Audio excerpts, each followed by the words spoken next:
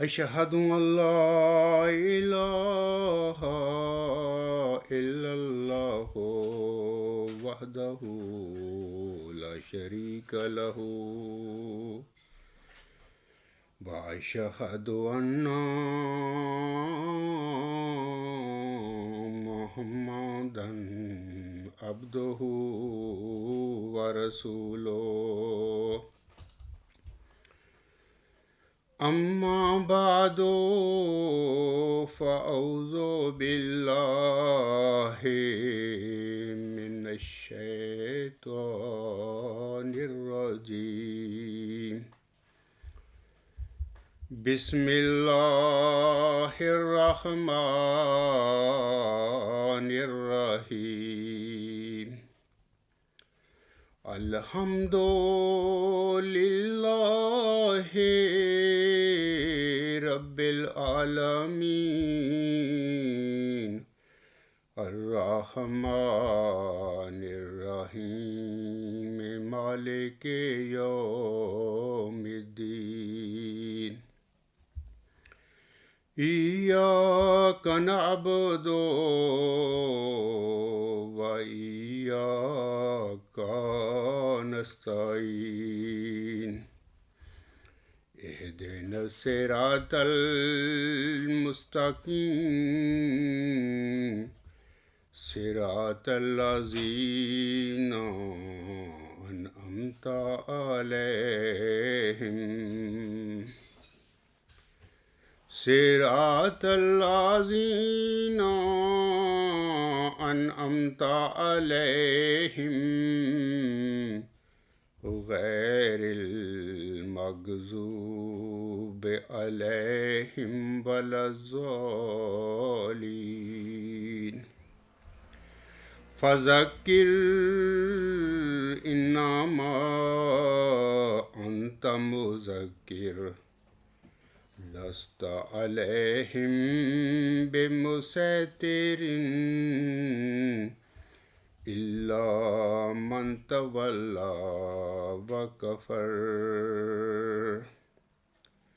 فيعذبه الله العذاب الأكبر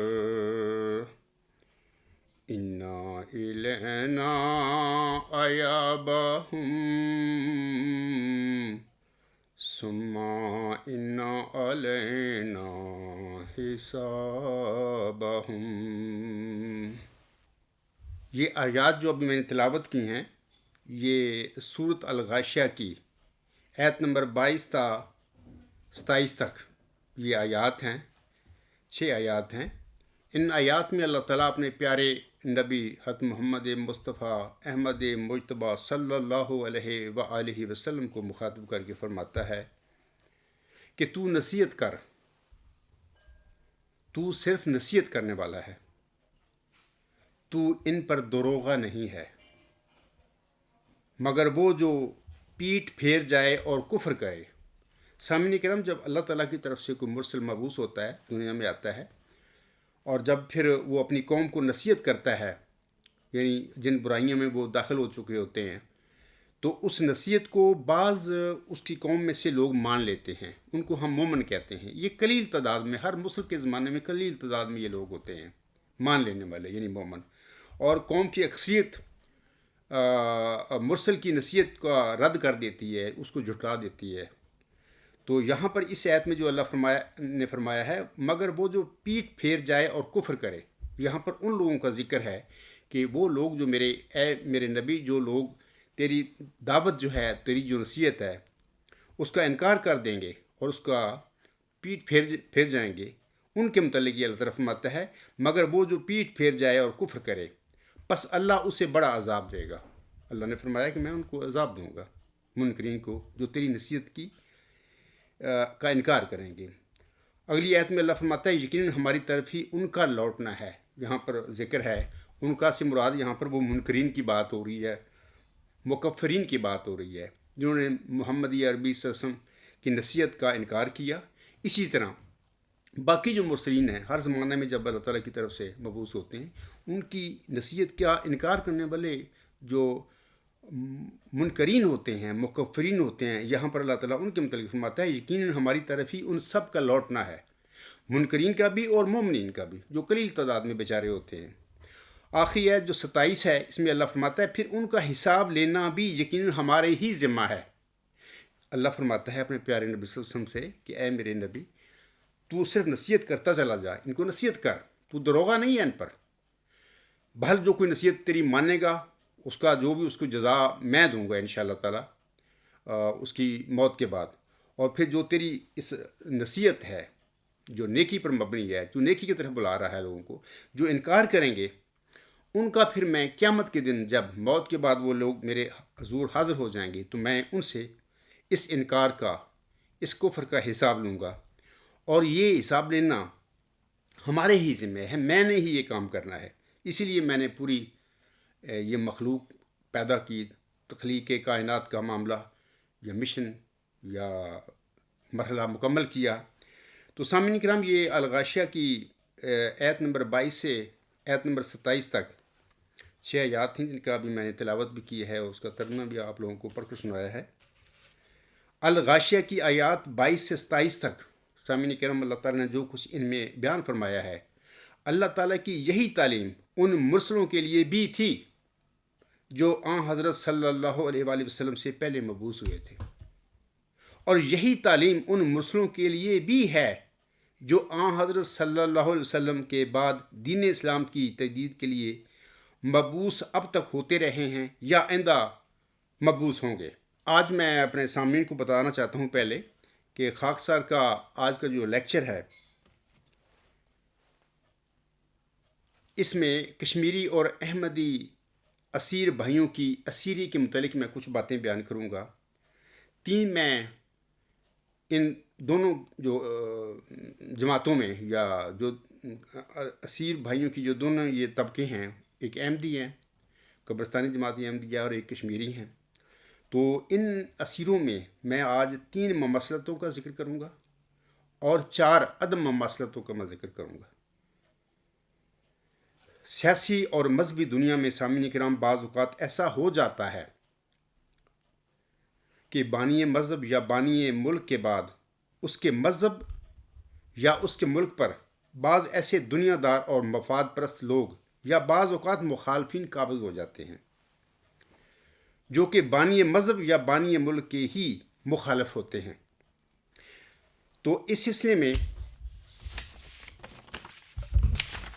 میں پہلے تو ملک کی ایک مثال آپ کو دیتا ہوں، اپنی اس جو میں نے بات کی ہے یا نقطہ نظر پیش کر رہا ہوں اس کے حوالہ سے، اس کے حق میں ایک ملک کی مثال دیتا ہوں۔ مثال اس طرح ہے کہ بانی پاکستان جناب قائد اعظم محمد علی جناح رحمہ اللہ تعالی مملکت خدا داد پاکستان کی تخلیق کی غرض و غایت بیان کرتے ہوئے اپنی 11 اگست 1947 کی تقریر میں فرماتے ہیں۔ آپ فرماتے ہیں we are starting with fundamental principle that we are all citizens and equal citizens of one state.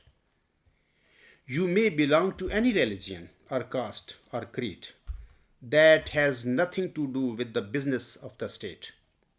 I think we should keep that in front as our ideal, and you will find that in course of time Hindus would cease to be Hindus and Muslims would cease to be Muslims, not in the religious sense, because that is the personal faith of each individual, but in the political sense as citizens of the state. یہ جو حوالہ ہے constitutional development in Pakistan by G.W. Chaudhry کی بڑی مشہور کتاب ہے۔ اس کا صفحہ جو ہے پیج 45، اس پر یہ الفاظ میں نے پڑھے ہیں۔ یہ مشہور تقریر ہے جناب قائد اعظم محمد علی جناح صاحب کی۔ یہ جو الفاظ ابھی میں نے مسٹر محمد علی جناح صاحب کے پڑھے ہیں، ان کا ترجمہ اس طرح ہے۔ وہ فرماتے ہیں ہم اس بنیادی اصول کے ماتحت کام شروع کر رہے ہیں کہ ہم ایک ریاست کے باشندے اور مساوی باشندے ہیں۔ تمہارا کسی بھی مذہب یا قوم یا عقیدے کے ساتھ تعلق ہو، اس کا ریاست کے امور کے ساتھ کوئی تعلق نہیں ہوگا۔ میں سمجھتا ہوں کہ ہمیں اس اصول کو اپنے مطمع نظر بنا لینا چاہیے، اور پھر دیکھیں گے کہ ہندو نہیں رہیں گے اور مسلمان نہیں رہیں گے۔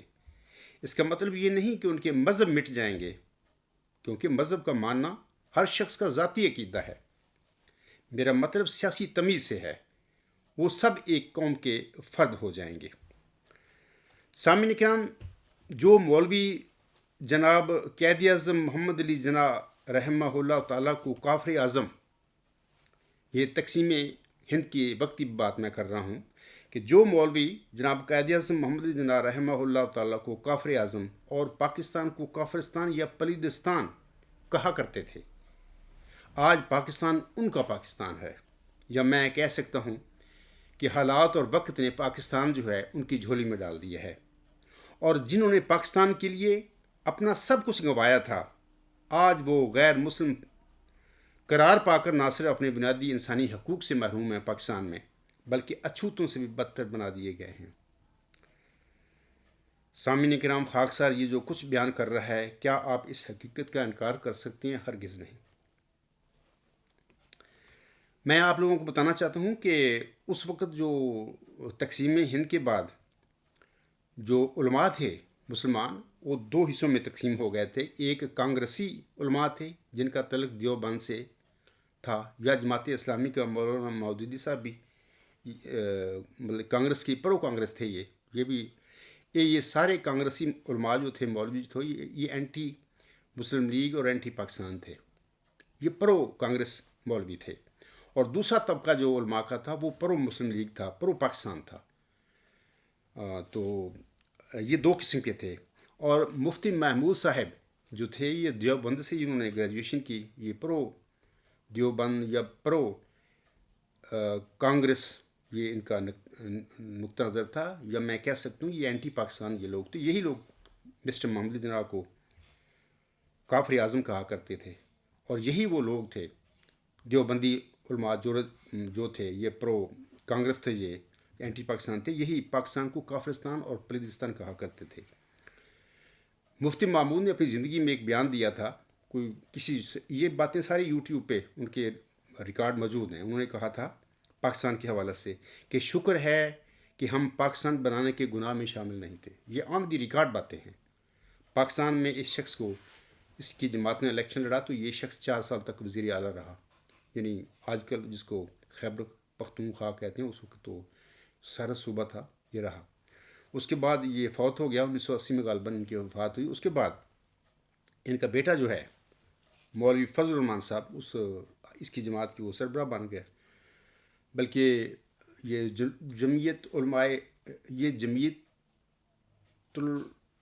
علماء اسلام جو تھی، ان کی جماعت، یہ 2 حصوں میں تقسیم ہو گئی۔ ایک کے سربراہ مولوی فضل الرحمان صاحب ہو گئے، اور دوسرا جو مولانا سمیع الحق صاحب تھے، وہ دوسرے گروپ کے وہ لیڈر بن گئے۔ بہرحال یہ 2 حصوں میں تقسیم ہو گئی تھی۔ میں پاکستان کے جو عام سادہ لوگ ہیں، میں ان سے پوچھتا ہوں کہ جو لوگ پاکستان کی تخلیق کے مخالف تھے، جو پاکستان کو کافر اعظم کہا کرتے تھے اور پاکستان کو پلیدستان کہا کرتے تھے، انہی کے نمائندہ یعنی مفتی محمود صاحب کا بیٹا مولوی فضل الرحمان کو پیپلز پارٹی کے دور میں بھی کشمیر کمیٹی کا چیئر بنائے رکھا 4 سال تک، اور نون لیگ کے دور میں بھی اسی جو کہ مخالف پاکستان یہ لوگ تھے، اسی مولوی فضل الرحمان کو نون لیگ کے دور میں بھی کشمیر کمیٹی کا چیئرمین بنائے رکھا۔ اب آپ خود سوچیں کہ جس کا باپ اور جو خود پاکستان کی تخلیق کے ہی خلاف تھا، قائد اعظم کو کافر اعظم یہ لوگ کہنے والے تھے کہ اس انسان یا پاکستان کو پلیدستان کہنے والے لوگ تھے، یہ کہ اس شخص نے کشمیر کا کیا کیس لڑنا تھا؟ یعنی مطلب کہ خود سوچو، عقل سے سوچو، اس قسم کے بندے کو، یعنی اس قسم کے نون لیگ کے سیاستدانوں نے، پیپلز پارٹی کے سیاستدانوں نے پاکستان میں گند ڈالا۔ پاکستان جو پیچھے گیا معاشی طور پر، یا مسئلہ کشمیر آج تک حل نہیں ہو سکا، یہ پاکستانی مطلب کہ منافق قسم کے سیاستدانوں کی یہ سیاستیں ہیں جن کی وجہ سے آج تک پاکستان کا کشمیر کا مسئلہ نہ حل ہو سکا، بلکہ انڈیا مزید مطلب کہ سختیاں کرتا چلا گیا کشمیروں پر، حتیٰ کہ انہوں نے 5 اگست 2019 کو کہ وہ جو الحاق تھا جن آرٹیکل کے ذریعے، وہ بھی مودی فاشسٹ نے وہ بھی صدارتی آرڈیننس کے ذریعے ختم کر دیا۔ تو پاکستان کو پیچھے لے جانے والے، پاکستان کا جو مسئلہ ہے کشمیر کا، اس کو پیچھے یا کھوڑے لینڈ ڈالنے والے، نظر انداز کرنے والے یہ لوگ ہیں، نون لیگ کے لوگ، سیاستدان اور پیپلز پارٹی کی. میں نے مثال دے دی ہے کہ ایک ایسے انسان کو انہوں نے کشمیر کمیٹی کا چیئرمین 8 سال بنائے رکھا، جس کا والد اور وہ خود پاکستان کی تخلیق کے مخالف تھا. اور وہ محمد علی جناح صاحب کو بھی کافر اعظم کہنے والے یہ لوگ ہیں. انہوں نے کشمیر کا کیا مسئلہ حل کرنا ہے؟ اور پھر ساتھ ہی 8 سال میں اس شخص نے، مولوی فضل الرحمان صاحب نے، کروڑوں روپے کا پاکستانی خزانے کو چونا لگا دیا. تو کشمیر کے مسئلے پھر اس طرح نہیں حل ہو سکتے. اس قسم کے لوگوں کو کشمیر سے متعلقہ کمیٹیوں کے چیئرمین بنا کر یہ نہیں ہو سکتا. یہ ایک ضمنی سی بات میں آپ لوگوں کو بتائی ہے. سامعین کرام، اگر دنیا سیاست میں کسی ملک کے بانی کے تصور کے برخلاف اس کے ملک کے ساتھ ایسا ہو سکتا ہے، یعنی کہ بانی ملک تو مسٹر محمد علی جناح تھا، لیکن آج ملک جو اینٹی مسٹر محمد علی جناح تھے یا اینٹی پاکستان تھے، آج پاکستان ان کی جھول میں پڑا ہوا ہے.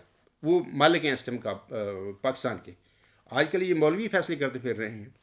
تو میں یہ کہہ رہا ہوں کہ اگر دنیائے سیاست میں کسی ملک کے بانی کے تصور کے برخلاف اس کے ملک کے ساتھ ایسا ہو سکتا ہے، تو پھر دنیائے مذہب میں کسی مذہب کے بانی کی تعلیم کے سراسر برخلاف اس کی جماعت یا مذہب کے ساتھ بھی ایسا کیوں نہیں ہو سکتا؟ یقیناً ہو سکتا ہے. اور پھر میں آپ لوگوں کو اس کی بھی ایک مثال دے دیتا ہوں.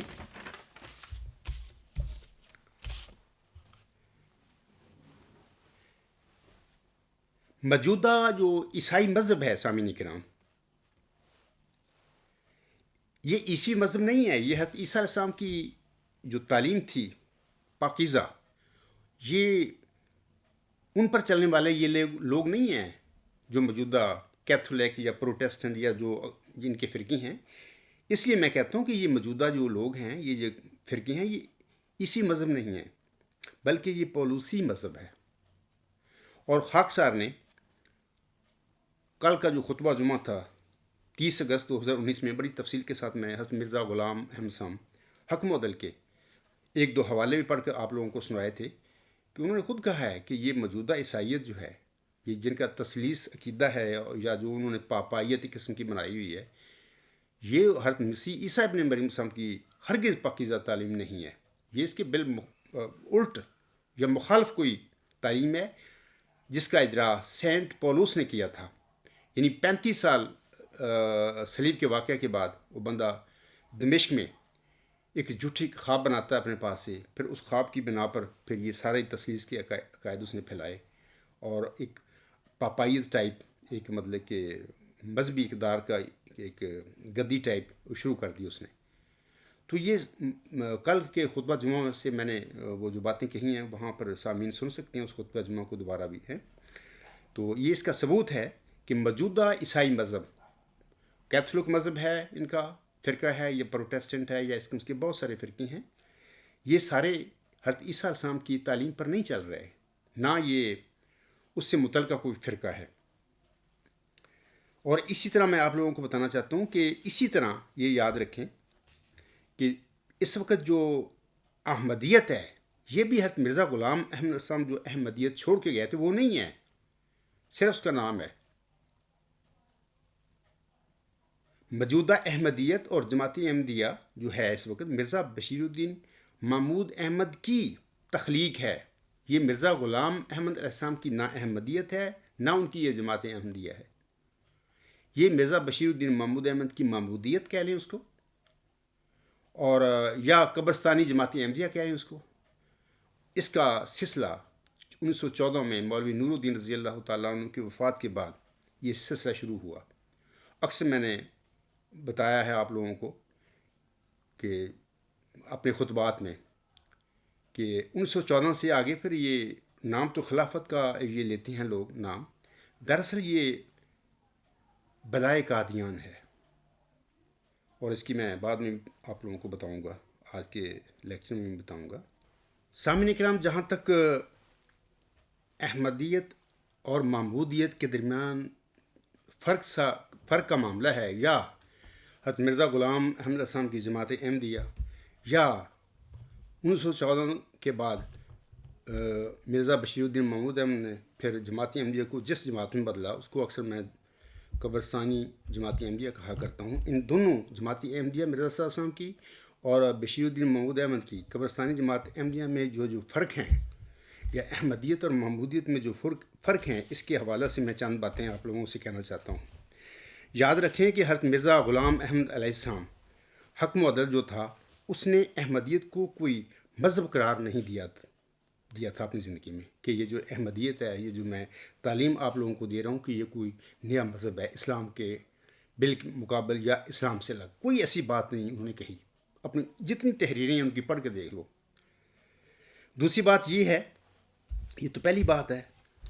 دوسری بات یہ ہے کہ حضرت مرزا غلام صاحب کا یہ دعویٰ نہیں تھا کہ ایت استخلاف آپ علیہ السلام پر نازل ہوئی تھی اور آپ علیہ السلام سے اللہ تعالیٰ نے صاحب شریعت نبیوں کی طرح کسی قسم کی خلافت کا وعدہ کوئی فرمایا تھا. ایسی کوئی بات نہیں ہے.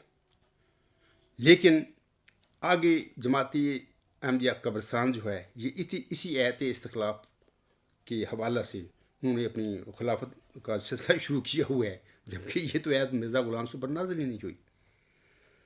اور کسی فرق جو ہے وہ یاد رکھیں کہ حضرت مرزا صاحب السلام نے اپنی وصیت میں اپنے بعد کسی قسم کی خلافت کو جاری کرنے کا وعدہ نہیں فرمایا تھا. وہ کر ہی نہیں سکتے تھے کیونکہ وہ تو ایک غلام نبی تھے، امتی نبی تھے اور تجدید اسلام کے لیے ہی مبعوث ہوئے تھے. آسم کے ایک موعود خلیفہ تھے، یعنی 14ویں صدی کے سر پر 13ویں خلیفہ تھے. جبکہ اس کے آپ علیہ السلام کی تعلیم جو ہے اس کے برخلاف مرزا بشیر الدین محمود جب جماعت احمدیہ پر قابض ہو گیا تو انہوں نے اپنا ایک خلافت کا سلسلہ جاری کر لیا. یہ ساری ان کی اپنی بدعتیں ہیں یا ایسی چیزیں ہیں جو کہ انہوں نے مرزا غلام صاحب کی احمدیت میں اور جماعت احمدیہ میں داخل کر دی اور اس طرح ایک نئی جماعت اپنی بنا لی. چوتھی جو فرق ہے جو میں کہتا ہوں نا کہ احمدیت اور محمودیت دو الگ الگ بلکہ تعلیمیں ہیں یا فرقے بن چکے ہیں. یا جماعت احمدیہ مرزا غلام صاحب علیہ السلام کی الگ ایک جماعت تھی، جبکہ 1954 سے بشیر الدین محمود احمد جس جماعت کا قیادت کر رہے ہیں وہ ایک اس کو ہم جماعتی میں قبرستان کہہ سکتے ہیں کیونکہ اس کے لوگ تو اس نے اس قسم طریقہ اپنائے کہ اس سے وہ مردے ہو گئے بیچارے، زندہ درگور بن گئے. تو ان میں فرق ہے. چوتھا میں آپ لوگوں کو بتانا چاہتا ہوں کہ حضرت مرزا غلام صاحب کے اپنے بعد حضرت مرزا غلام احمد علیہ السلام نے اپنے بعد کو ثانیہ کے متعلق فرمایا تھا کہ یہ آسمان سے نازل ہوگی، یعنی اللہ تعالیٰ اسے روح القدس کے ذریعے مبعوث فرمائے گا. جو بھی حضرت مرزا غلام احمد صاحب کے بعد قدرت ثانیہ کا پہلا مظہر جماعتی احمدیہ میں ظاہر ہوگا اس کو اللہ تعالیٰ روح القدس کے ساتھ کھڑا کرے گا. جبکہ اس کے مقابل پہ مرزا بشیر الدین محمود احمد، مولوی نور الدین رضی اللہ تعالیٰ عنہ کی دور قیادت میں ان سے یہ سارے لوگ قدرت ثانیہ کے نزول کے لیے دعائیں کرواتے رہے. خود مولوی صاحب بھی دعائیں کرتے رہے. مسجد مبارک میں ایک لمبا عرصہ میر ناصر نواب اجتماعی دعائیں کراتے رہے. لیکن جب قیادت پر قبضہ کر لیا مولوی نور الدین رضی اللہ تعالیٰ عنہ کی وفات کے بعد تو پھر یعنی اسی جگہ پر جہاں پر مولوی نور الدین رضی اللہ تعالیٰ عنہ کا انتخاب ہوا تھا وہاں پر یہ ایک جھوٹا بورڈ لگا دیا، مقام ظہور قدرت ثانیہ. میں نے اکثر خطبات میں وہ تصویر بھی دکھائی ہے آپ لوگوں کو. کیا یہ جھوٹے اور جعل ساز لوگ نہیں ہیں؟ یہ فرق ہے احمدیت اور محمودیت میں، اور جماعت احمدیہ مرزا غلام صاحب کی جماعت میں اور مرزا بشیر الدین محمود احمد کی جماعت میں قبرستان میں. پانچواں فرق یہ ہے سامعین کرام، مرزا غلام احمد صاحب نے فرمایا تھا کہ میرے بعد بھی قیامت تک اللہ تعالیٰ مجددوں کو تجدید اسلام کے لیے مبعوث فرماتا رہے گا. یہ جماعتی احمدیہ کا عقیدہ ہے جو مرزا غلام صاحب کی جماعت ہے، اور احمدیت کی تعلیم بھی یہی ہے. جبکہ بشیر الدین محمود احمد کی جماعت احمدیہ قبرستان میں ہمیشہ کے لیے انہوں نے مجددوں کو کی صف لپیٹ دی اور اس حدیث کو بھی آسم کی سچی حدیث کو بھی جسے مرزا غلام صاحب نے سچی قرار دی ہے اس کو بھی جعلی، جھوٹی اور وضعی قرار دے دی ہے. یہ فرق ہے. چھٹا یہ کہ حضرت مرزا غلام احمد صاحب نے اپنے مخالفوں کو کافر قرار نہیں دیا تھا. حضرت مرزا غلام صاحب کو جن لوگوں نے خود پہلے کافر کہا کفر کے فتوے لگائے. مرزا غلام احسان نے صرف اتنا فرمایا کہ ایک حدیث کے مطابق آسم نے فرمایا کہ جو کسی مسلمان کو کافر قرار دے اگرچہ وہ نہ کافر ہو تو کفر اس پر، جو کافر کہنے والا ہوتا ہے کسی مسلمان کو، کفر اس پر لوٹ آتا ہے. اس طرح مرزا غلام صاحب نے فرمایا تھا کہ جو اس وقت میرے دعوے کے بعد جو مولوی مجھے کافر کہتے پھر رہے ہیں یا کفر کے فتوے لگاتے پھر رہے ہیں تو کفر ان پر پڑ رہا ہے، کیونکہ میں تو الحمدللہ مسلمان ہوں، میں کافر نہیں ہوں. تو مرزا غلام صاحب نے اپنے مخالفوں کو خود پہلے کافر نہیں قرار دیا تھا، جبکہ مرزا بشیر الدین محمود احمد اور اس کا بھائی مرزا بشیر احمد صاحب، یہ سارے یہ لوگ انہوں نے مطلب کہ ایسا تعلیم میں دخل دیا ہے احمدیت میں، یعنی محمودیت ہے نا. انہوں نے کہا کہ مرزا غلام احمد صاحب کا جس مسلمان نے دعویٰ سنا بھی نہیں ہے یا جس انسان نے سنا بھی نہیں ہے وہ بھی کافر ہے. بشیر احمد کہتے ہیں کہ نہ صرف یہ سارے لوگ جنہوں نے مرزا غلام صاحب کو نہیں قبول کیا نہ صرف کافر ہیں بلکہ پکے کافر ہیں. یہ دیکھو فرق احمدیت اور محمودیت، یہ کیا فرق ہے. حضرت مرزا غلام صاحب نے اپنے پیروکاروں کو ایسے مسلمانوں کے پیچھے نماز پڑھنے سے نہیں روکا تھا جو حضرت مرزا غلام احمد صاحب کو کافر نہیں کہتے تھے. جن مولویوں نے یا جن لوگوں نے مرزا غلام احمد صاحب کی تکفیر نہیں کی ان کے پیچھے نماز پڑھنے سے مرزا غلام صاحب نے اپنے پیروکاروں کو نہیں روکا تھا. لیکن مرزا غلام صاحب کے بعد 1914 کے بعد مرزا بشیر الدین محمود احمد نے مطلب کہ ہر قسم کا مطلب کہ جو مسلمان ہیں غیر احمدی مسلمان ہیں ان کے پیچھے نمازیں پڑھنے سے منع کر دیا. تبھی تو یہ دوریاں پڑی. ایسا ایسا انہوں نے احمدیوں کو، مرزا غلام صاحب کے ماننے والوں کو عالم اسلام سے یا مسلمانوں سے دور کر دیا. علاوہ اس کے سامنے کرام 8واں یہ فرق ہے کہ حضرت مرزا غلام صاحب نے مسلمانوں کی نماز جماعت پڑھنے، نماز جنازہ پڑھنے یا ان کے ساتھ یا ان کے پیچھے نماز جنازہ پڑھنے سے منع نہیں فرمایا تھا اپنے ماننے والوں کو. یعنی کہ جس انسان نے مرزا غلام صاحب کی تکفیر نہیں کی، مولوی ہو یا عام مسلمان ہو، اس قسم کے لوگوں کا نمازی جنازہ پڑھنے سے مرزا غلام صاحب نے اپنے پیروکاروں کو نہیں روکا.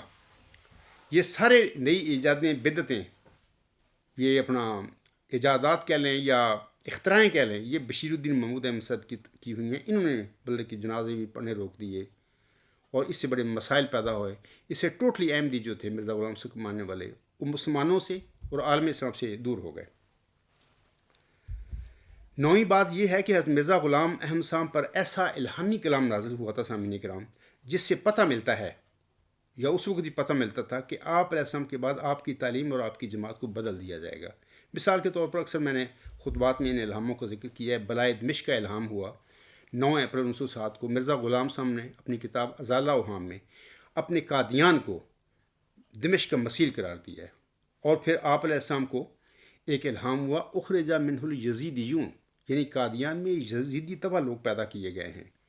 اور ازالہ اوہام جلد روحانی خزائن جلد 3 صفحہ 141 حاشیہ پر یہ الہام موجود ہے. آگے کلیسا کی طاقت کا نسخہ 7 مئی 1906 کو حضرت مرزا غلام احمد السلام کو الہام ہوتا ہے. اس کا مطلب یہ تھا کہ اے میرے بندے، اے مرزا غلام، تیرے بعد تیری جماعت بھی کچھ ایسے لوگوں نے پکڑ لینی ہے یا اس پر قبضہ کر لینا، اور اس کے بعد وہی طریقہ کاروں نے استعمال کرنا ہے طاقت اور عروج پانے کے لیے، شہرت پانے کے لیے یا گدی بنانے کے لیے، جیسا کہ کیتھولک سلسلہ میں سینٹ پولوس سے ایک پاپائیت کا سلسلہ شروع ہے. نام دیتے ہیں کہ عیسیٰ ابن مریم نعوذ باللہ زندہ آسمان پہ بیٹھے ہیں، خدا کے نعوذ باللہ بیٹے ہیں، وہ آئیں گے، پھر اس کے بعد پھر دنیا ساری مطلب کہ ایسی ہو جائے گی نیک. اس قسم کے ان کے عقائد ہیں، جبکہ یہ باتیں غلط ہیں. اب کیسے وہ عیسیٰ علیہ السلام آئے گا؟ نہ خدا کا بیٹا تھا. تو یہ جھوٹ ہے، اور جھوٹ کی بنا پر نہ وہ آئے، نہ ان کی جو پاپائیت کا سلسلہ ہے وہ اپنا ٹھیک ہے، ان کی بنائی ہوتی ہے، ایک مجلس انتخاب بنائی ہوتی ہے اپنی چنیدہ لوگوں کی، وہ اپنا پتہ ہوتا ہے انہوں نے کیا کرنا ہے. تو ایسے 2000 سال سے فراڈ عیسائیوں کے ساتھ چلا آ رہا ہے. اور ایسے ہی اللہ تعالیٰ نے اس الہام میں بتا دیا کہ تیرے بعد بھی اسی قسم کا تیری جماعت میں فراڈ ہونے والا ہے. جیسا کہ کلیسا کی طاقت کا نسخہ وہ استعمال کر رہے ہیں، اسی طریقے سے تیرے جماعت میں بھی فراڈ ہوگا. تو یہ چند جو باتیں ہیں یا فرق ہے جماعت احمدیہ اور جماعت احمدیہ قبرستان کے درمیان، یا ہم کہہ سکتے ہیں کہ احمدیت اور محمودیت میں جو فرق ہیں ان کا میں نے اختصار کے ساتھ ذکر کیا ہے. سامعین کرام، اب میں آپ لوگوں کو بتانا چاہتا ہوں یا کہ وہ جو موضوع ہے میرا آج کے لیکچر کا، احمدی اسیروں اور کشمیری اسیروں میں 3 مماثلتوں کی اب میں ذکر بھی کروں گا اور ان کی مثالیں بھی دوں گا آپ لوگوں کے آگے نا۔ پہلے جو مماثلت ہے نا وہ ہے گفتگو نہ کرنا، یعنی نان کنورسیشن، یا یہ کہہ لیں کہ مطلب کہ بات چیت کو بند کر دینا کا اختتام یا اس کو قطع کر دینا، مطلب کہ یہ ایک مثال ہے ان کی اسیروں کے درمیان نا، احمدی اسیروں اور کشمیری اسیروں کے درمیان نا۔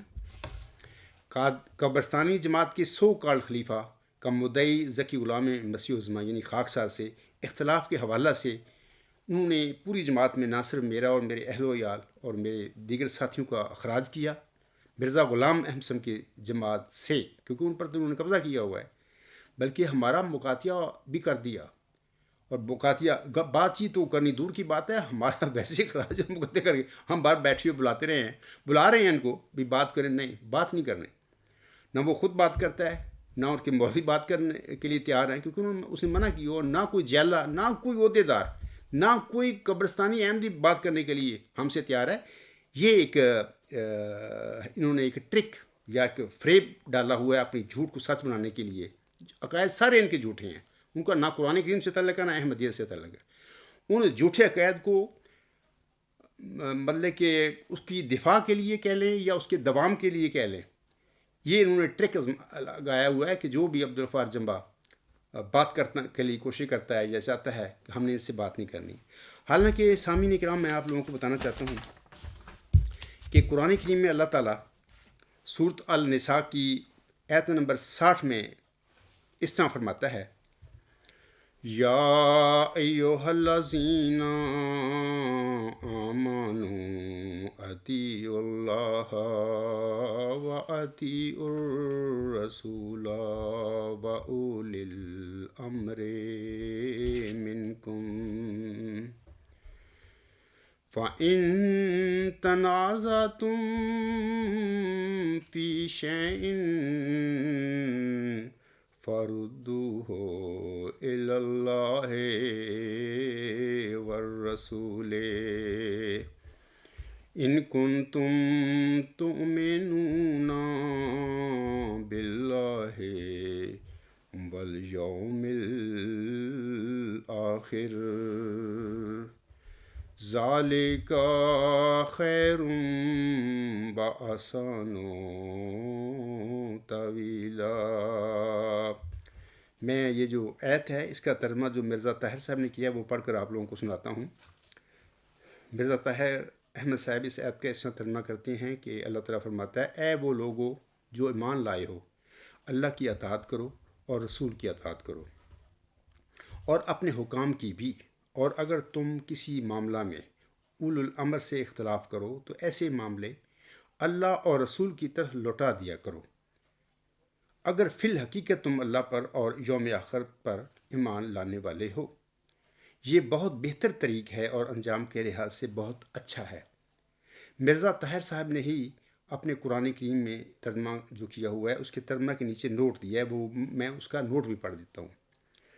وہ نوٹ میں لکھتی ہیں، یہاں اللہ اور رسول سے مراد قرآنی تعلیم ہے، پس کوئی بھی حاکم ہو، مسلم ہو یا غیر مسلم، اگر قرآن کی بنیادی تعلیم کے خلاف عمل کرنے کا حکم دے تو ایسی صورت میں قرآن کی بات ماننا ہوگی نہ کہ حاکم کی۔ تو اس کے قرآن کریم کے صفحہ 140 پر ان کے یہ الفاظ ہیں۔ اب دیکھیں، میں نے اپنا دعویٰ مرزا طاہر احمد کے آگے رکھا، انہوں نے کوئی بات نہیں کی، حالانکہ قرآن کی یہ تعلیم ہے کہ اگر اختلاف ہے تو اس کا اختلاف قرآن کریم اور نبی پاک صلی اللہ علیہ وسلم کی تعلیمات کی روشنی میں کرو۔ نہ مرزا طاہر احمد اس قرآن کی آیت کا جو حکم ہے اس پر چلنے کے لیے تیار ہوا، نہ مرزا مسرور احمد تیار ہے۔ ان لوگوں نے بلکہ اخراج اور مقاطعہ گل نہیں کرنی، یہ فراڈ ہے، نہیں گفتگو نہیں کرنی، بات نہیں کرنی۔ حالانکہ اختلاف جو ہوتے ہیں وہ بات کرنے سے ان کا فیصلہ ہوتا ہے۔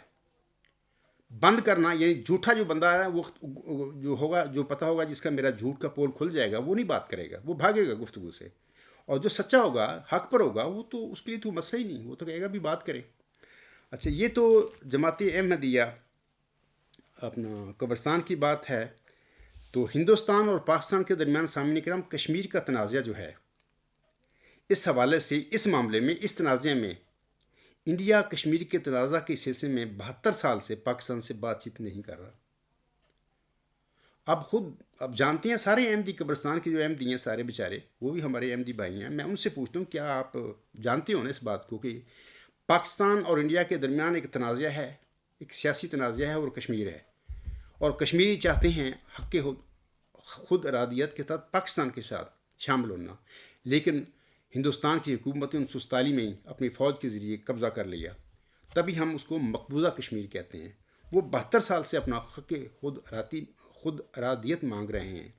یو این او میں یہ مسئلہ پنڈت جواہر لال نہرو لے کے گیا اور وہاں پر قراردادیں پاس ہو چکی ہیں. اس کے باوجود ہندوستان ان قراردادوں کے مطابق کشمیر جو ہیں کشمیریوں کو حق خود ارادیت دینے کے لیے تیار نہیں، اور نہ وہ پاکستان کے ساتھ مسئلہ کشمیر کے حوالے سے بات کرنے کے لیے تیار ہے. یعنی جس طرح جماعت احمدیہ قبرستان کے سو کال جو خلیفہ ہے، اس نے میرے ساتھ اور میرے ساتھیوں کے ساتھ ہمارا اخراج مخاطب کر کے باہر نکال کے بات بند کر دی، دروازے بند کر دیے، گفتگو نہیں کرنی. یہی ٹرک انڈیا کا ہے کشمیر کے قضیہ کے حوالے سے، وہ بات نہیں کرتے. اب آپ خود قبرستانی احمدیوں سے پوچھتا ہوں کہ کیا کشمیر کے قضیہ کے حوالے سے پاکستان کا موقف حق پر ہے، وہ سچے ہیں، یا کہ انڈیا والے حق پر ہیں؟ خود فیصلہ کریں. آپ یقیناً کہیں گے کہ پاکستانی کشمیر کے معاملہ میں حق پر ہیں، وہ سچے ہیں، اور زیادتی اور ظلم انڈیا کر رہا ہے کشمیر کے قضیہ کے حوالے سے، کشمیریوں پر بھی کر رہا ہے اور پاکستان کے ساتھ بھی زیادتی کر رہا ہے. یہی مسئلہ اگر یہ ہے تو پھر مرزا مسرور صاحب جو ہیں بلائے قادیان کے سو کال خلیفہ، اے میرے احمدی بھائیوں، یہ بھی اسی طرح کا ظلم اس عاجز کے ساتھ اور میری جماعت کے ساتھ کیے ہوئے ہیں.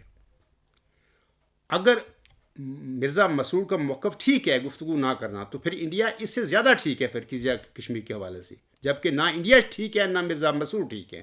پیش گوئی کا تنازع سامعین کرام اور کشمیر کا تنازع گفتگو اور بات چیت کے ذریعے ہی حل ہوگا اگر ہم کریں گے. تو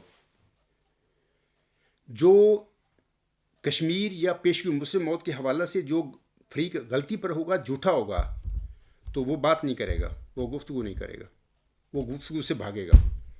انڈیا بھی پاکستان سے گفتگو کرنے کے لیے تیار نہیں ہے، وہ بھاگ چکا ہے یا بھاگا ہوا ہے. اس طرح مرزا مسرور صاحب بھی گفتگو کرنے کے لیے اس عاجز کے ساتھ پیشگوئی مسلم موت کے حوالے سے گفتگو کرنے کے لیے تیار نہیں، وہ بھاگا ہوا ہے. لیکن سامعین کرام، مرزا مسرور اور مودی صاحب میرے ساتھ یا حکومت پاکستان کے ساتھ گفتگو کرنے کے لیے اس لیے تیار نہیں ہیں. کیوں تیار نہیں ہیں؟ اس کو سارے احمدی جانتے ہیں، کیونکہ وہ حق پر نہیں ہیں. انہوں نے ایک دجل فریب کیا ہوا ہے اور جھوٹ کے ساتھ انہوں نے کچھ لوگوں کو اسیر بنایا ہوا ہے، اپنے جھوٹ کو سچ بنایا ہوا ہے. یعنی پیشگوئی مسلم موت کے حوالے سے جماعت احمدیہ قبرستان میں، اور کشمیر کے حوالے سے کشمیریوں کے ساتھ حکومت ہندوستان جو ہے، جس کا آج کل وہ لیڈر ہے مودی، فاشسٹ جو ہے، ہٹلر کا کو مسیحی لگتا ہے، اس نے وہ ظلم کیا ہوا ہے کشمیریوں کے ساتھ. تو آپ خود فیصلہ کریں کہ دونوں مطلب غلطی پر ہیں. انڈیا بھی غلطی پر ہے کیونکہ اس نے گفتگو کا دروازہ بند کر دیا پاکستان کے ساتھ کشمیر کے حوالے سے. اسی طرح بلائے قادیان کا یہ جو سو کال خلیفہ مرزا مسرور احمد صاحب ہے، یہ بھی غلط ہے کیونکہ اس نے بھی یہ ظلم کیا ہوا ہے اس عاجز کے ساتھ، میرے ساتھیوں کے ساتھ. تو بلائے قادیان کے جماعتی احمدیہ قادیان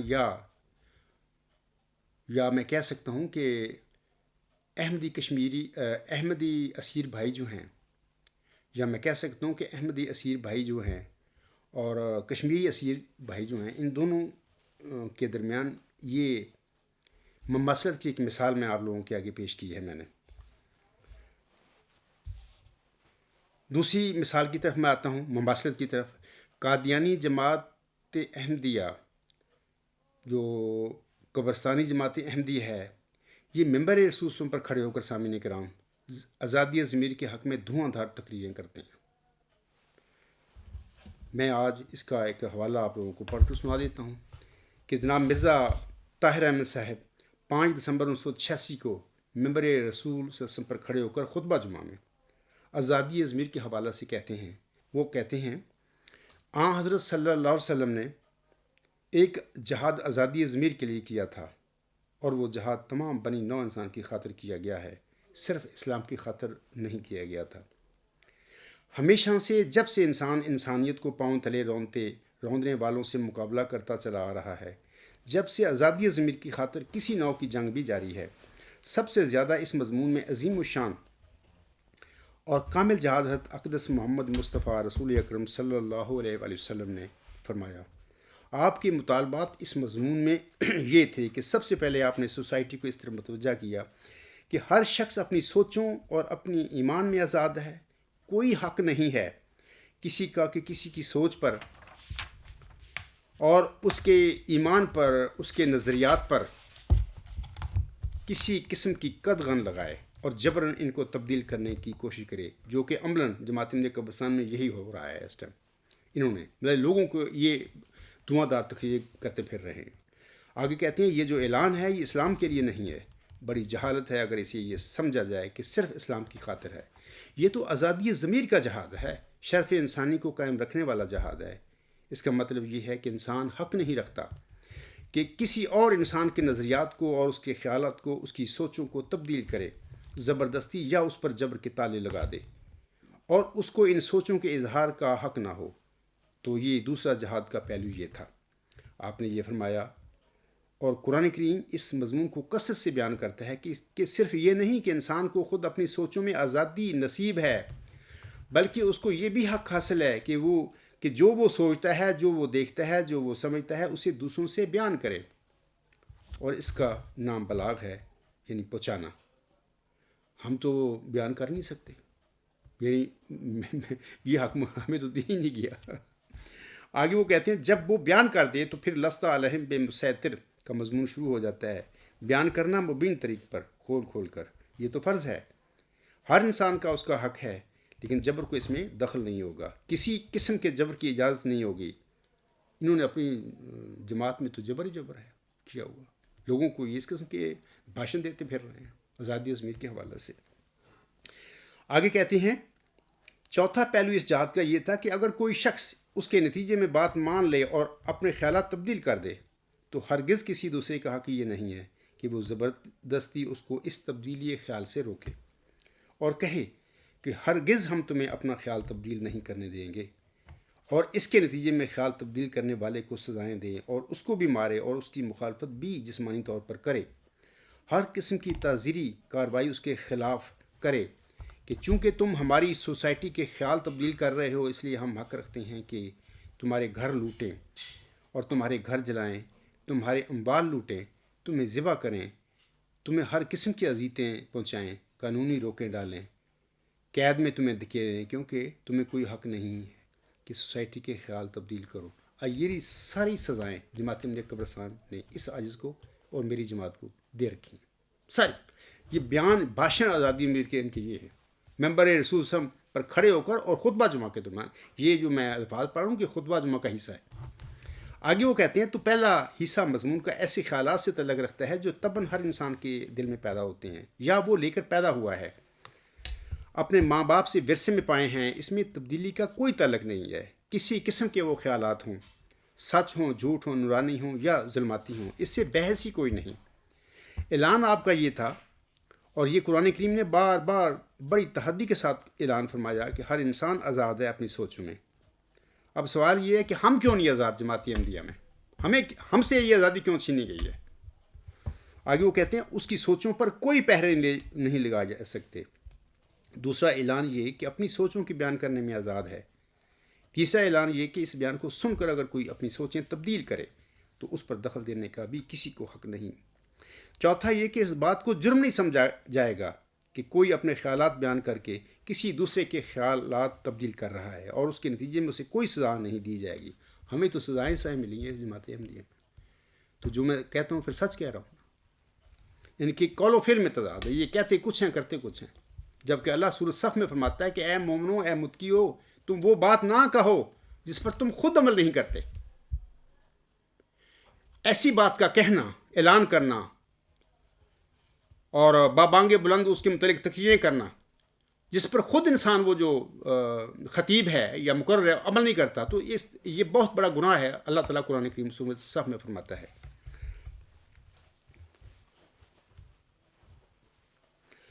آگے کہتے ہیں یہ عظیم و شان آزادی ضمیر کا جہاد ہے جو آج بھی تمام انسان کو متوجہ کر رہا ہے اپنی طرف۔ آج جتنی جد و جہد ہے انسانی زندگی میں، اس میں جتنی خرابیاں نظر آ رہی ہیں، ان خرابیوں کا آپ تجزیہ کریں تو ہر جگہ آپ کو ان بنیادی ہدایات سے روکشی نظر آئے گی، تب وہ خرابی پیدا ہوگی۔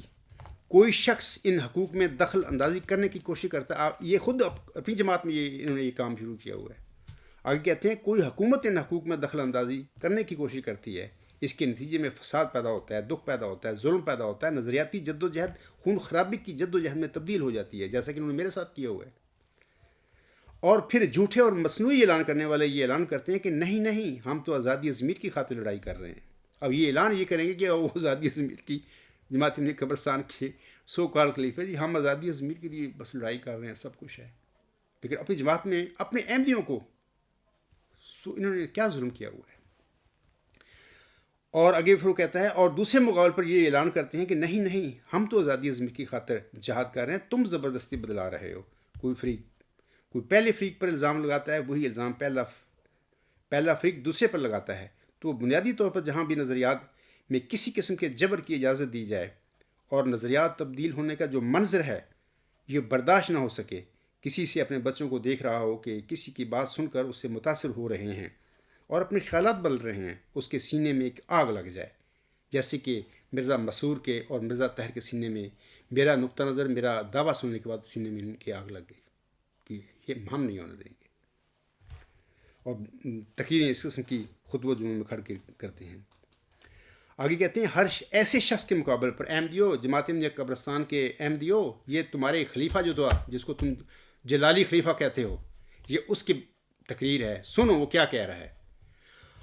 وہ کہتا ہے ہر ایسے شخص کے مقابل پر حضرت محمد مصطفیٰ صلی اللہ علیہ وسلم کا جہاد کھڑا ہو جائے گا، آزادی ضمیر کے نام پر جو آپ نے جہاد کیا، یہی کام میں آج کل کر رہا ہوں،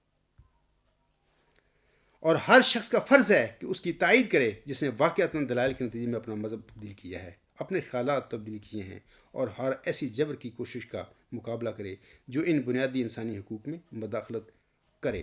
تو یہ جناب مرزا طاہر صاحب کا خطبہ جمعہ 5 دسمبر 1986 کا، یہ قبرستانی جماعت احمدیہ کے جو احمدی میرے بھائی ہیں ان کو سوچنا چاہیے اس خطبے پر، اور پھر اس عجز کی، اس خطبہ میں جو انہوں نے کہا ہے اس کے مطابق عمل کرتے ہوئے اس عجز کی مدد کرنی چاہیے ہر لحاظ سے۔ اور میں وہی کچھ کر رہا ہوں جو آنسم نے جہاد کیا تھا، جو مرزا غلام صاحب نے جہاد کیا، وہی میں کچھ کر رہا ہوں۔ تو آپ کو چاہیے کہ مرزا طاہر کی اس آزادی ضمیر کا جو انہوں نے بھاشن دیا تھا اس کے مطابق آپ لوگ کھڑے ہو جاؤ، اور اس عجز کا، کیونکہ میں مظلوم ہوں، اپنے نام نہاد سو کال خلیفے کو پوچھو، اس سے کہو کہ آزادی ضمیر ایک عبدالغفار جمبا احمدی، پیدائشی احمدی وہ بھی ہے، اس کو کیوں نہیں حق ہے؟ تقریریں تم اس قسم کی کرتے پھر رہے ہو۔ اس کے بعد میں سامعین کرام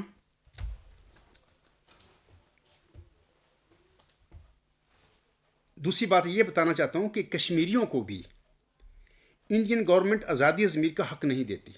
یہ تو جماعت احمدیہ کی پہلے بات ہو گئی ہے، کشمیریوں کو بھی انڈین گورنمنٹ اس قسم کا آزادی ضمیر کا حق نہیں دیتی بطور خاص سیاسی آزادی ضمیر۔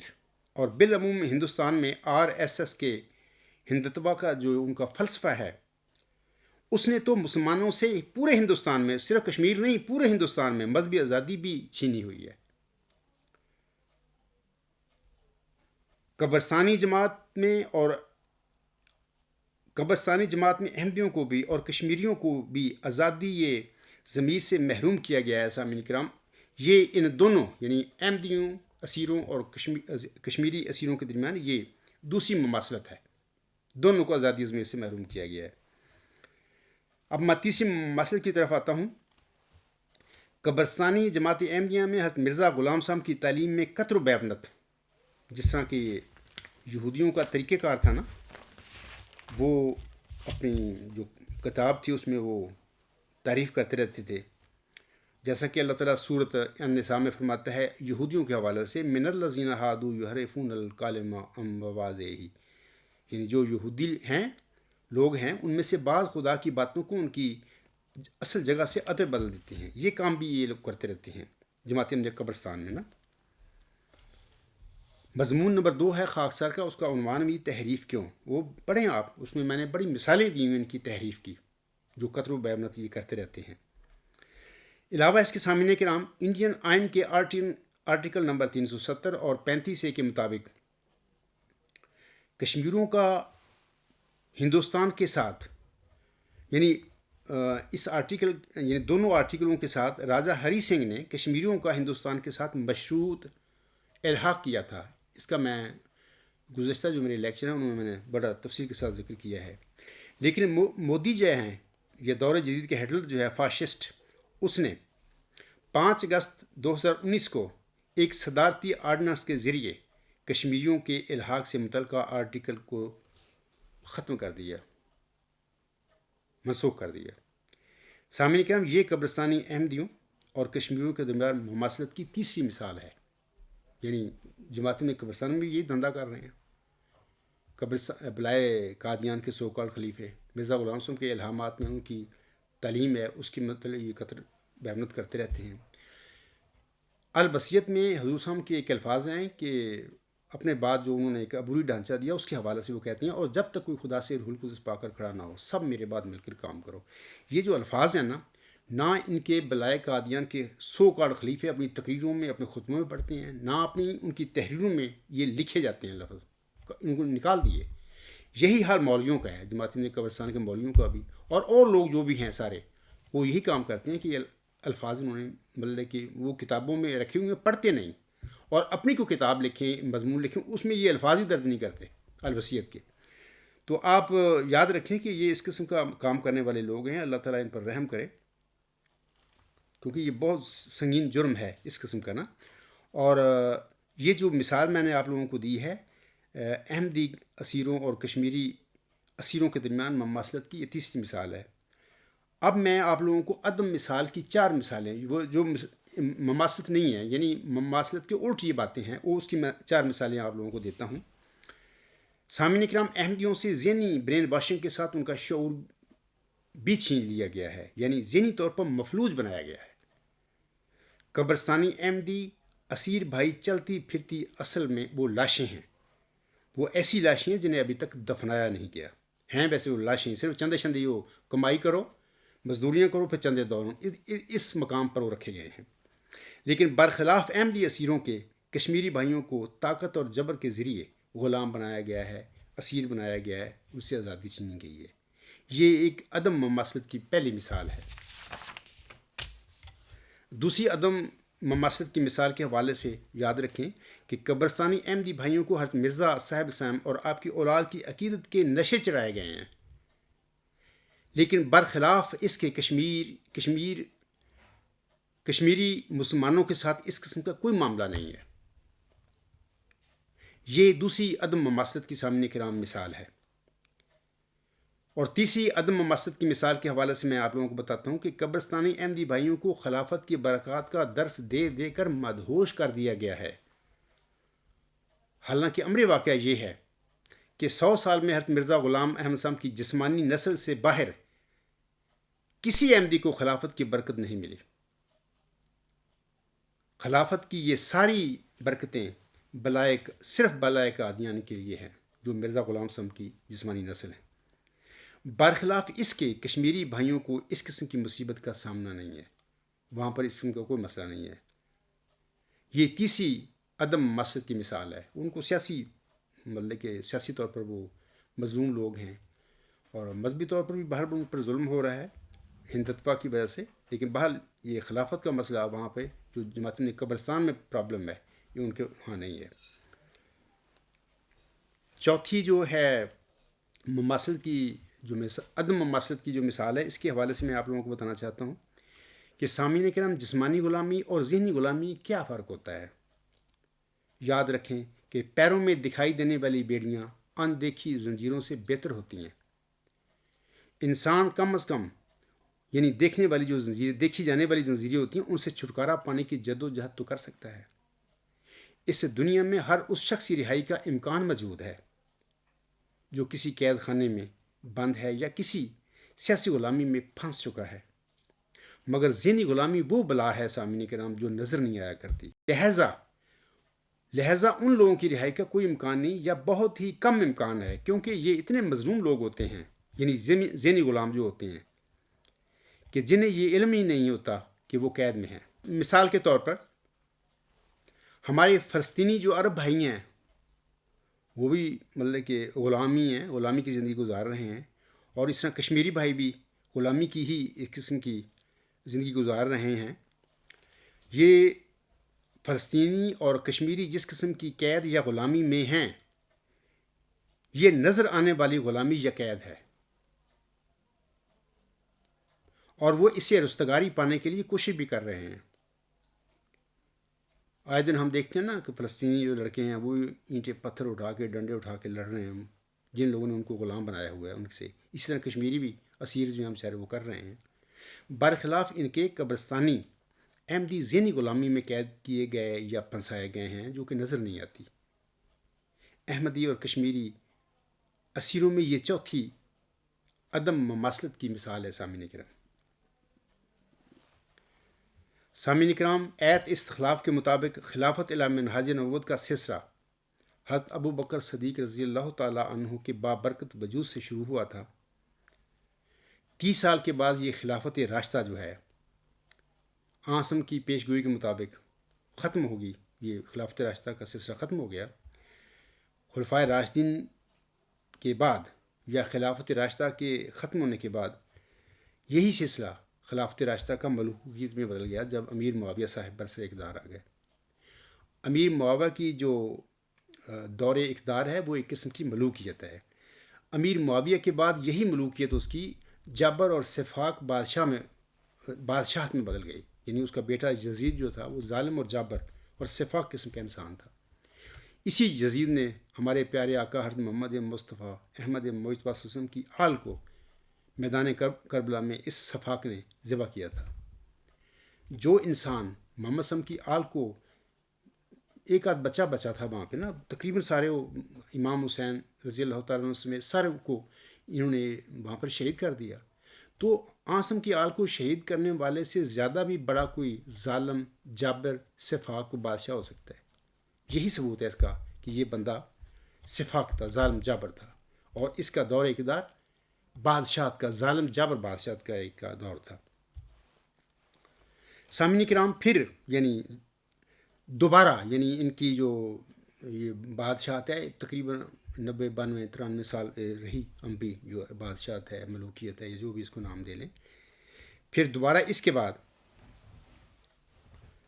ایت استخلاف کے مطابق خلافت الی منہاج نبوت کا یہ سلسلہ 2 صدی ہجری کے سر پر حضرت عمر بن عبدالعزیز رحمہ اللہ تعالیٰ کے مبارک وجود کے ساتھ مجددین کی بعثت کے رنگ میں شروع ہوا تھا۔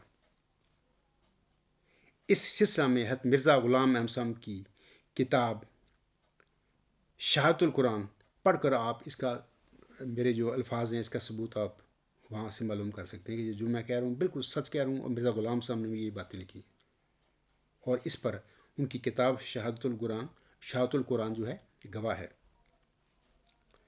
حضرت مرزا غلام احمد صاحب 14ویں صدی ہجری کے مجدد تھے، اور علاوہ اس کے آپ مجدد الف آخر بھی تھے۔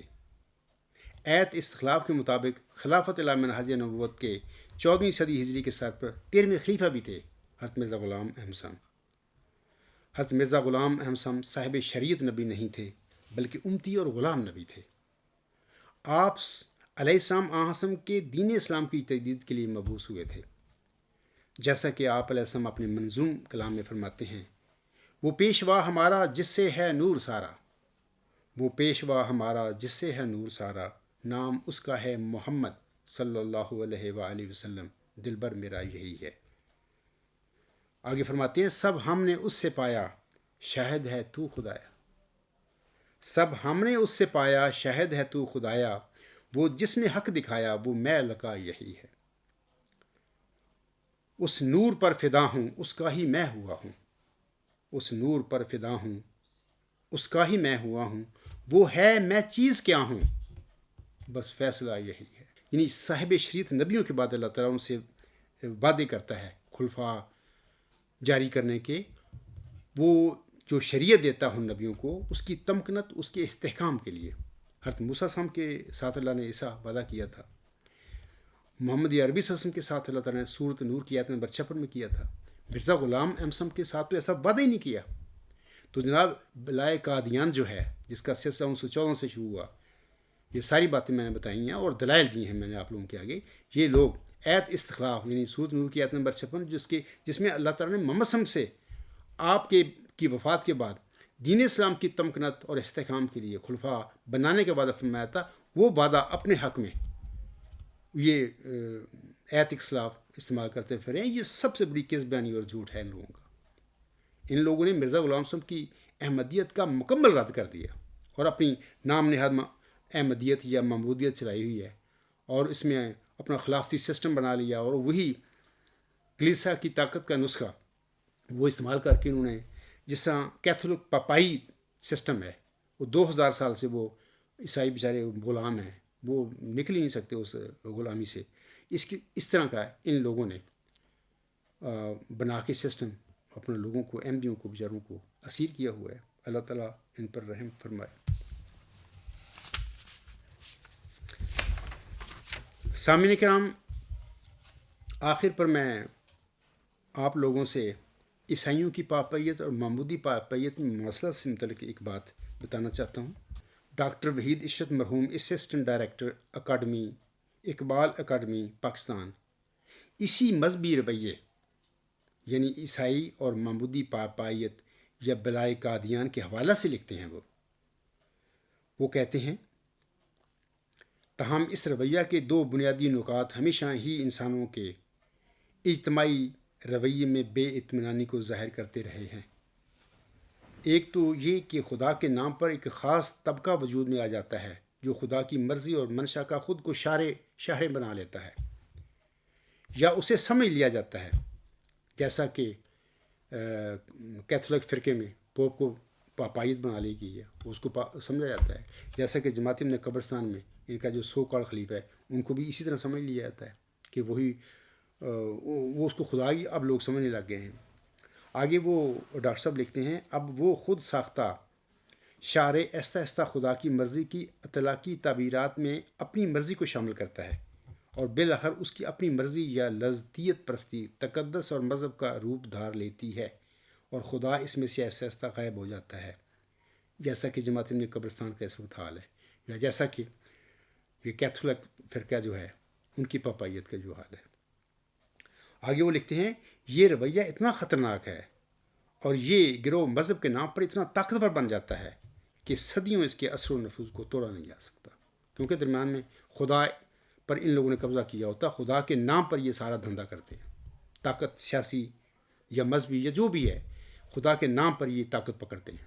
جبکہ جھوٹے لوگ ہوتے ہیں ان کا تو خدا پر ایمان ہی نہیں ہوتا. نہ کیتھولک عیسائی ہیں ان کا کوئی خدا پر ایمان ہے، وہ 3 خدا بنا کے بیٹھے ہوئے ہیں، جبکہ سارا کاروبار اپنا خدا کے نام پر کر رہے ہیں. اسی طرح جماعت احمدیہ قبرستان میں بھی کسی جو سچا خدا میں بات کر رہا ہوں، جو محمد عربی السلام پر جس نے قرآن کریم نازل کیا تھا، میں اس خدا کی بات کر رہا ہوں، سچے خدا کی. میں اس خدا کی بات کر رہا ہوں جس نے پوری کائنات کو تخلیق کیا. وہ خدا جس نے قادیان میں حضرت مرزا غلام احمد السلام پر اپنا الہامی کلام نازل فرمایا تھا. وہ سچا خدا جس نے 15ویں صدی ہجری کے سر پر اس عاجز پر روح القدس نازل فرمایا. میں اس سچے خدا کی بات کر رہا ہوں. یہ وہ خدا ہے جس پر ان جماعت احمدیہ قبرستان کے سو کالڈ نہ خلیفوں کا نہ مولویوں کا ان کا ایمان ہی نہیں ہے. انہوں نے اس کو فارغ کر دیا اس سچے خدا کو. ہاں، اس کے نام پر یہ سارا اپنا کاروبار کر رہے ہیں. آگے وہ لکھتے ہیں ڈاکٹر صاحب کہ جمود غیر خلاق رویہ اور تحذیر و تحدید اس کی مثالیں بن جاتی. یہی سزائیں جماعت احمدیہ قبرستان میں دی جاتی ہیں، اخراج، مقاطعہ، سارا کچھ وہی کام ہو رہا ہے. یہی کام ادھر کیتھولک جو ہے پاپائی نظام اس میں ہوتا تھا. لیکن پاپائی نظام سے تو انقلاب فرانس کے بعد سارے یورپ اکثر و عیسائی آزاد ہو چکے ہیں. اس قسم کے وہ اتنا ہی مانتے ہیں جتنی وہ سمجھتے ہیں کہ ٹھیک ہے، باقی ان کو نہیں مطلب کہ اہمیت دیتے اپنے پوپ شوپ کو. لیکن اس وقت یہ پاپائیت جماعت احمدیہ قبرستان میں شدت سے ابھر رہی ہے، اس کو فالو کیا جا رہا ہے. آگے آخر پہ وہ لکھتے ہیں اور اس طرح یہ اخلاقی رویہ ایک ایسا گنبد بے در بن جاتا ہے جس میں داخل ہونے کا رستہ تو ہے مگر نکلنے کا کوئی رستہ نہیں. سامعین کرام، جس طرح کوئی عیسائی کیتھولک عیسائی فرقے سے باہر نہیں نکل سکتا، میں خاص کر اپنے قبرستان احمدی جماعت احمدیہ قبرستان کے احمدی بھائی ہیں ان سے میں پوچھتا ہوں کہ جس طرح کوئی عیسائی کیتھولک عیسائی فرقہ سے باہر نہیں نکل سکتا، اسی طرح قبرستانی جماعت احمدیہ میں سے یا بلائے قادیان کے چنگل میں سے پھنسا ہوا کوئی قبرستانی احمدی بھی ان کے چنگل سے باہر نہیں نکل سکتا. یا میں کہہ سکتا ہوں کہ قبرستانی احمدی کے لیے بلائے قادیان کے چنگل سے نکلنا بہت محال ہے. اے جماعتی احمدیہ قبرستان سے تعلق رکھنے والے میرے احمدی بھائیوں، کیا میں غلط کہہ رہا ہوں؟ یہی حقیقت نہیں ہے اس ٹائم؟ یہی کچھ تمہارے پاس ساتھ ہو چکا ہے. مذہب کے نام پر سارا فراڈ ہوا ہے. تو اللہ تعالیٰ آپ لوگوں کو سمجھ دے اور عقل دے، فہم دے. اللہ نے آپ کو انسان بنایا، آپ جانور نہیں ہیں. جبکہ جماعت احمدیہ قبرستان میں آپ لوگوں کو جانور بنایا گیا ہے، لکیروں کا فقیر بنایا گیا، جبکہ آپ انسان ہیں. اللہ نے آپ کو عقل دی کہ عقل سے سوچو اور پھر فیصلہ کرو what is wrong, what is right. اور میں بار بار آپ لوگوں کو ثبوتوں کے ساتھ ان کے فراڈ جماعتی احمدیہ قبرستان کے آپ کے آگے رکھ رہا ہوں اور بتا رہا ہوں کہ کوئی خلافت نہیں، یہ بلائے قادیان ہے. اور اللہ تعالیٰ آپ کو تقویٰ بھی نصیب کرے، ہمت بھی دے، تاکہ آپ ان لوگوں کی اسیری جو ہے، جس میں آپ لوگوں کو انہوں نے پھنسا لیا ہے ایک نظام کے ساتھ، اس سے رستگاری کی آپ کو توفیق ملے. یہ وہی لوگ ہیں یا آپ وہی لوگ ہو جن کے متعلق حضرت مرزا غلام صاحب پر اللہ تعالیٰ نے جو الہامی کلام نازل فرمایا تھا، اس میں اللہ تعالیٰ فرماتا ہے اے مظفر تجھ پر سلام، خدا نے یہ کہا تھا وہ جو زندگی کی خواہ ہیں موت کے پنجہ سے نجات پاویں، اور وہ جو قبروں میں دبے پڑے ہیں باہر آویں. وہ تم ہی تو ہو، تمہارے ساتھ ہی تو یہ کام ہونا تھا. اور کرنے والا بشیر الدین محمود احمد ہے. وہ ساری پیشگوئی ایک لحاظ سے سچی ثابت ہو گئی. تو اس پیشگوئی میں ذکی غلام نشان رحمت کا بھی ذکر ہے، جس کے متعلق اللہ تعالیٰ فرماتا ہے کہ وہ جو ذکی غلام ہے، وہ جو نشان رحمت ہے، وہ جو اسیروں کی رستگاری کا وہ موجب ہوگا. یعنی آپ لوگ اس کے ذریعے ضرور رستگاری پائیں گے انشاءاللہ تعالیٰ، آج یا کل یا پرسوں. اللہ تعالیٰ آپ لوگوں کو اس کی سمجھنے کی توفیق دے اور اس اسیری سے رستگاری پانے کی بھی توفیق دے. اسی پر میں اپنا لیکچر ختم کرتا ہوں. وما علینا الا البلاغ وآخر دعوانا ان الحمد للہ رب العالمین. اولا وآخرا وظاہرا وباطنا هو مولانا نعم المولا ونعم النصیر ونعم الوکیل.